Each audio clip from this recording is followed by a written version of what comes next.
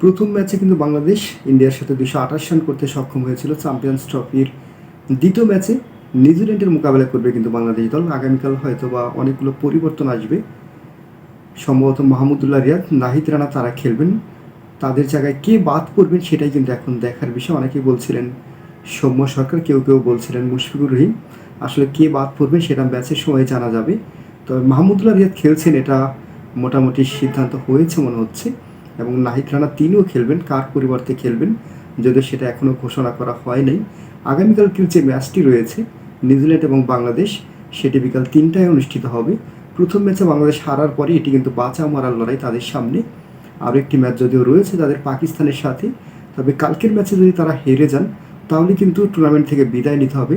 সে কারণে অত্যন্ত গুরুত্বপূর্ণ কিন্তু বাংলাদেশের সামনে এই ম্যাচটি। নিউজিল্যান্ড কিন্তু অত্যন্ত শক্তিশালী দল, আপনারা জানেন। তারা কিন্তু 300+ রান করে থাকে প্রায় ম্যাচেই 50 ওভার থেকে। বাংলাদেশ তারা কি সেই ম্যাচে জয়লাভ করতে পারবে? আপনারা কি ভাবছেন? আপনাদের মতামতগুলো কিন্তু কমেন্টসের মাধ্যমে জানাবেন আশা করছি।